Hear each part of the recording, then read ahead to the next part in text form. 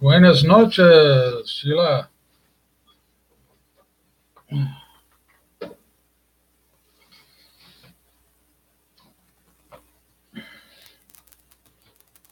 Top of the morning to you as well, Don. So what's going on, guys? What's happening out there in YouTube world? Can you guys hear me? It looks like the sound is kind of working. I may have to get closer to this microphone.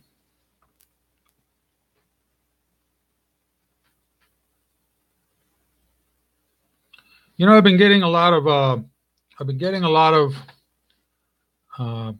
thanks, Don. I've been getting a lot of questions lately about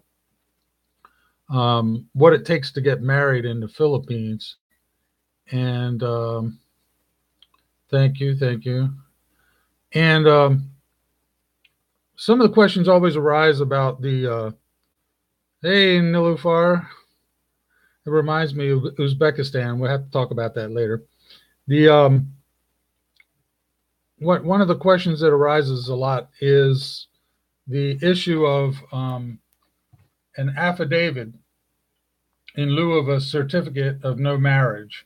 And the reason for that, I'm guessing, it's a requirement that the Philippines has, and it may even go on down to the barangay level. It may be required there. I've heard that some municipalities, some barangay, insist on having that document, and some don't care, and other things like that. So I'm not sure at what level that requirement comes from. But in the Philippines, for instance, there's the National Statistics Office, and they keep that thing called a CENOMAR, right, a certificate of no marriage, and it's kind of a national thing. And I suspect any country that has a national registry, you can get something similar to a CENOMAR from. But here in the United States, like the name applies, United States, each one of the states is semi-autonomous, and records of birth and marriage are kept at the state level, and there is no national registry. So essentially, what an American citizen has to do if they're going to get married in the Philippines is they have to go to a U.S. embassy or consulate and swear an affidavit that they are available to be married. They're not currently married. All their divorces are proper if they've been divorced and all that kind of stuff. And that's what they call the affidavit. And one of our earlier videos, there's a video of Vivian and I going in Cebu. The U.S. consulate is at the Waterfront Hotel. They have an office in the bottom of the Waterfront Hotel. And Manila is the embassy, and Cebu has a consulate. And so I just went to the consulate, and I had taken a divorce certificate from my previous marriage and birth certificate and all kinds of stuff I had with me, which I needed at the Minglanilia office there, the government office. But I took that with me and met with the consular officer, and hey, Sarah from Kuwait. Met with the consular officer and swore an affidavit, and they gave me a piece of paper that was, sealed by the U.S. Embassy, and we took that also to the Minglanilia municipal office, whatever it's called. I'm not sure what it's called, but yeah, we had to take that to the municipal.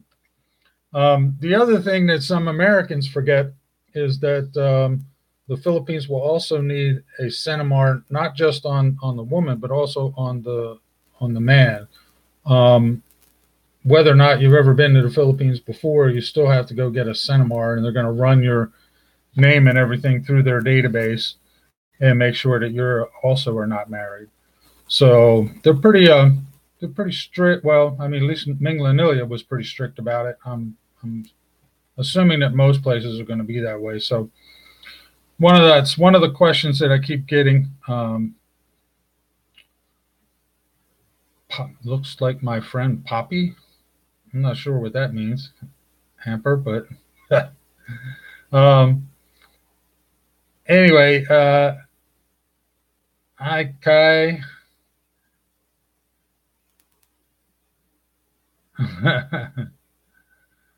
Just kidding, but serious. I got you. Um, the other question, no, I forgot what again. You guys got me going, and I forgot what the heck the other one was.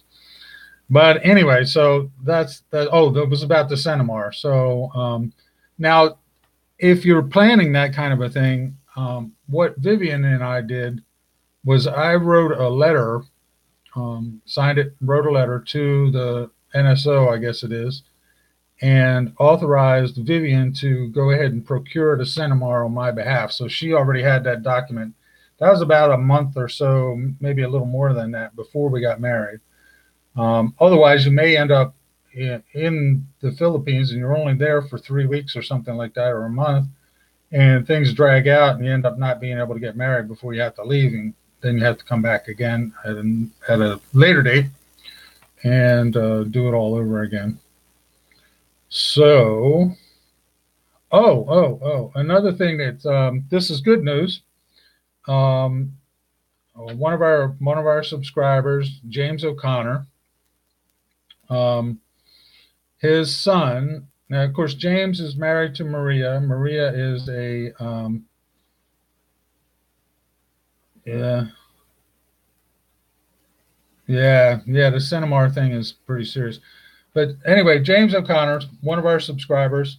If you come across a message from James, send him congratulations. James is married to Maria. Maria is a Filipina. Of course, they've been living here in the United States for about 30 years, more than 30 years. But anyway, James and Maria are proud grandparents. Their son had a baby boy, and in Sacred Heart Medical Center, somewhere up in around Pampanga, something like that. So anyway, there's a new O'Connor baby. Baby boy, I think it was 3.2 kilos, so which is at about 7 pounds, something like that. It's a pretty healthy size. So congratulations to Jim and Maria on their new grandbaby, and I'm sure they're very excited. Sent me a picture of him. Looks nice and healthy. Looks like he's gonna be good to go. So yeah, there still is a waiting period, which I think I don't remember exactly, but I think it was 14 business days. So, it ended up, I think when I arrived in country and we started all that, it was around the 2nd or 3rd of January. And we ended up getting married on the 21st. So maybe it's 14 days or 10 business days, something like that. I can't remember exactly what it was. It was a while ago now. But yeah, the congratulations to Jim. And so if you see one of his comments on one of the videos, chime in and offer him congratulations on the new grandbaby. So,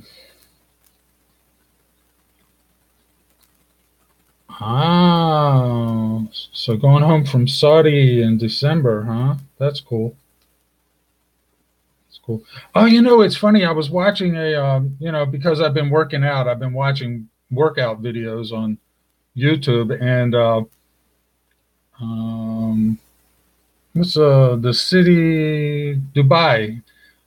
This one guy went to Dubai, and he was vlogging while he was going, and went to a fast food place to get something to eat, and there were Filipinos working there that were behind the counter waiting on him. That was kind of cool.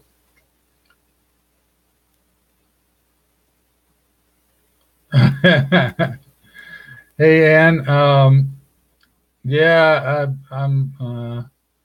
If I come across a good guy, I'll let you know.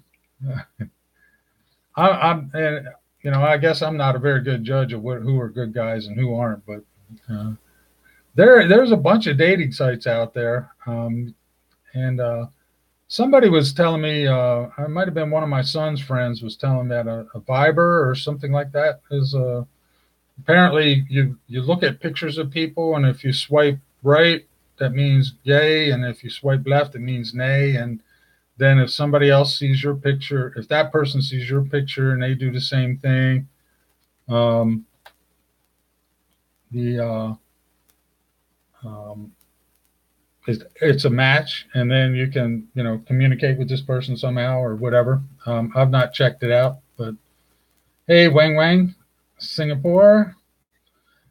Um, thanks for joining us. The Yeah, so I don't know. Okay, Cupid is the way to go. Okay, is that an app or is that a website? Okay, Cupid. I don't really know. Vivian and I met on one called Asian Dating, but I imagine that's kind of old now. But maybe it's still good. I don't know. Yeah, Ann says they're not serious, and yeah, you got to wade through a lot of people. Um, I remember back when Vivian and I first met, we met on Asian Dating, and there's so many scammers and other people on there, and you gotta wade through it. I mean, it's just no other way around it. Um, okay, Cupid is a dating site and okay, yeah, yeah.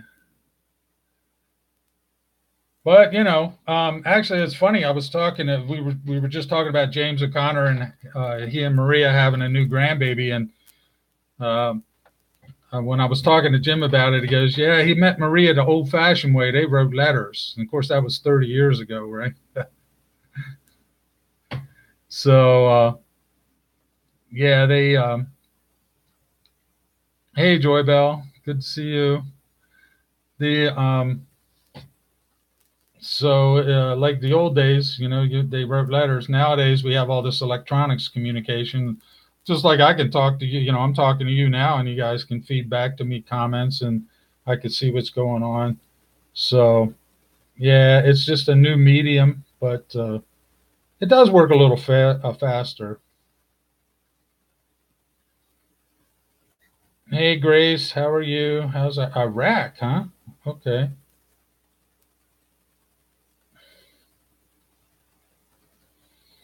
Yeah, well, I imagine there's a lot of no shows and that kind of a. So, and saying that I guess you met somebody and they didn't show up, you know.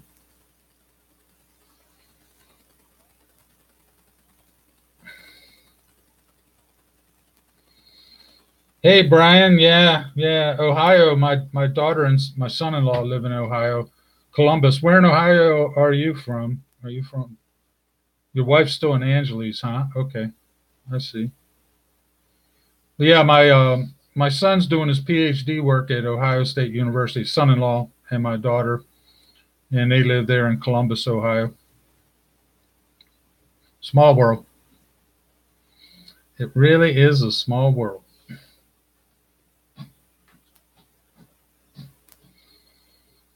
Good to see you too, Wang Wang.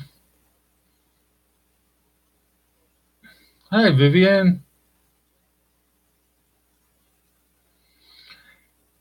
Yeah, yeah.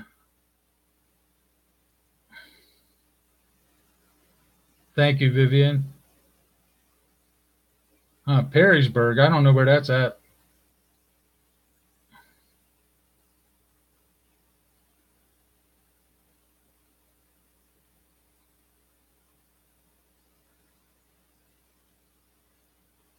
Hey, Howard. Yeah, I mean, women are women, you know, and you just gotta. Um, I tried not to box anybody into American or Filipino or Asian or whatever, but yeah, I mean, because of the income disparity, I guess Americans tend to well, unfortunately, a lot of Americans have this sense of entitlement, like they're owed something, which I think is kind of stupid. But um,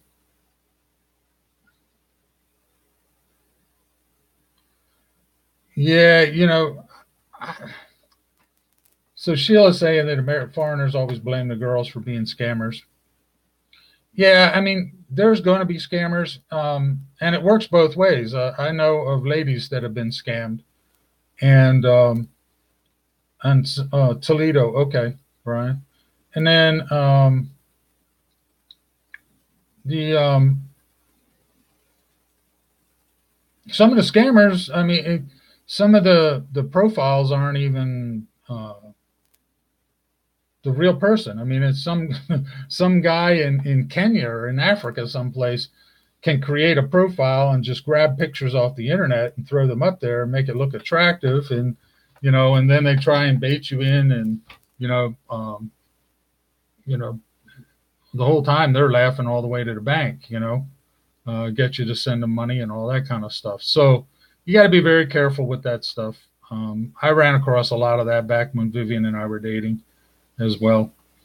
So um, another one that my son was actually telling me about is if the profile only has one picture, it's a good chance that's a scammer.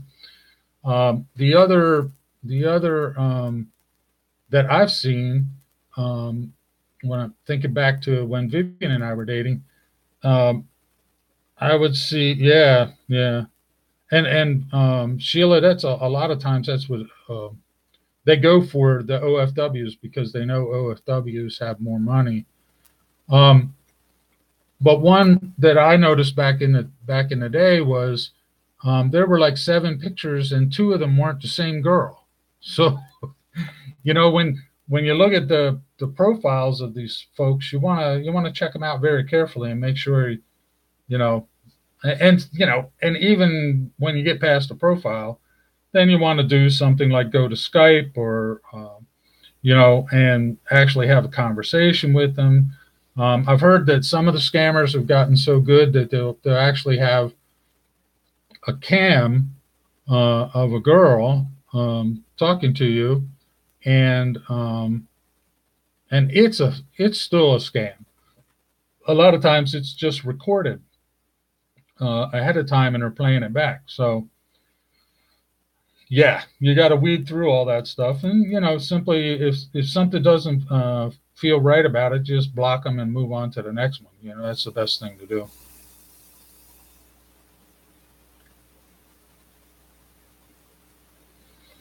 Instagram too. Yeah, I've never done much with Instagram. I don't really. I guess I should because a lot of people are talking about it, but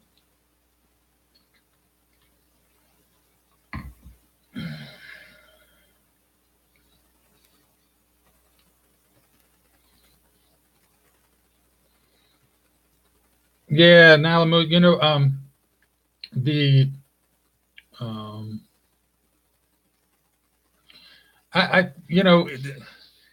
there's this huge pool of people out there, and I got to guess that I was just really lucky that I found Vivian um, in that mass of profiles and people out there. It's just one of those things, and I guess also if it's meant to be, it's meant to be. Um, so if you're looking, keep looking. It's the electronics and the rapid communications that we have nowadays make it a lot easier, but it also makes it a little more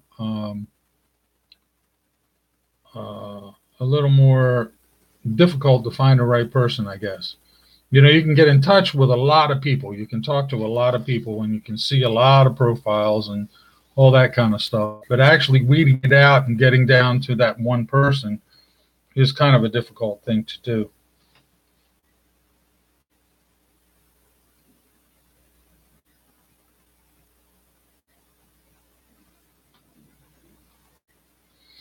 Yeah, yeah, that's why.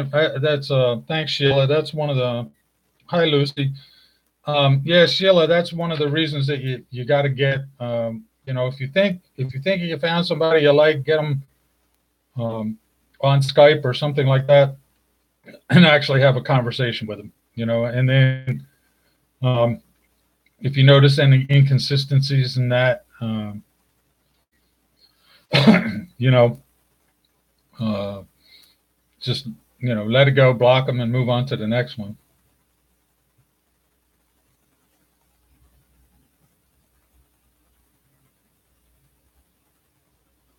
Yeah, yeah. Another one that I remember someone asking me for my cell phone number right away, because they wanted to text me. And I said, well, why don't we just Skype instead? And they said they don't have Skype. So I'm like, yeah, I think we'll pass. It's just too suspicious. Hey, Lucy, my email address is in the description below. Um, it wasn't in all the old videos, but I put it in these live stream videos. When this live stream is over, um, it becomes just a regular video. I guess they call it a replay. And if you look in there, there should be my email address there. Oh, also, if you're going to email me, make sure you let me know your YouTube name. Sometimes those names are different, and I don't know who it is that's contacting me. So that's another thing that happens from time to time.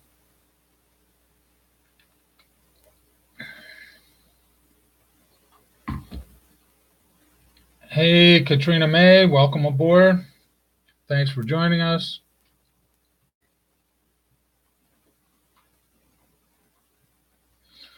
Yeah, that's right, Sheila. You have to be very patient when dealing with that.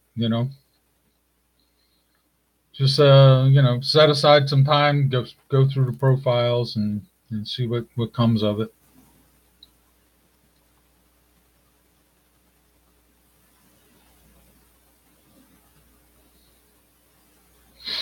Well, yeah, Brian, that's always the best way is through personal contacts and people that you know. That's for sure. That saves a lot of that aggravating weeding through all the profiles and doing all that kind of crap.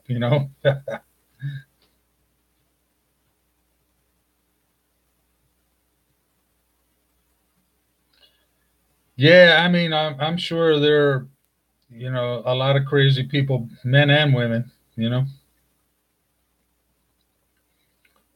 lot of crazy people out there.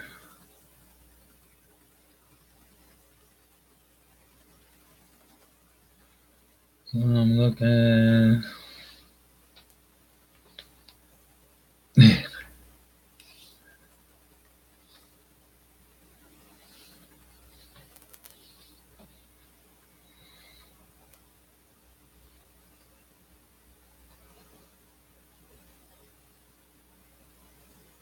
All right, guys. Well, folks, any other questions about the marriage thing?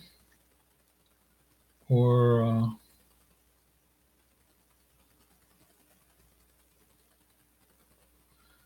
yeah, I mean, the scammers are playing on our emotions. Um, you're looking at an image of a person and they look nice, and you're chatting with them and they seem nice and everything, and you start to have feelings, and that's what the scammers are preying on. They're waiting for that to happen. And so you have to be careful and not to be too desperate when you go into that situation. Just understand that it's probably not going to happen immediately, right overnight. It's going to take time, and um, so yeah, you got to kind of keep your guard up a little bit while you're dealing with these websites. And then, well, if you can get that person chatting with you on Skype and everything, and really get to know them, then the situation changes, And that's what happened with Vivian and I. We at first I was skeptical, but I gave her a chance, and we started to chat on Skype and everything. And then once I could establish that she was for real, then I got on a plane and flew over there. So, and the rest is history. So, all right.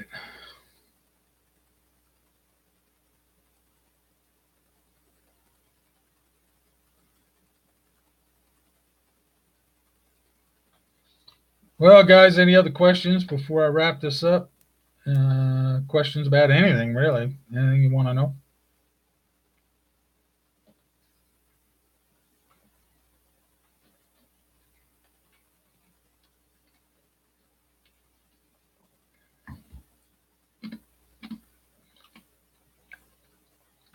All right, my friends. Well, everybody have a wonderful night.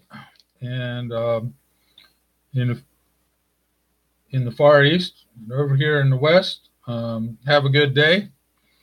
And I will chat with you all later. See you guys. Thanks for coming by.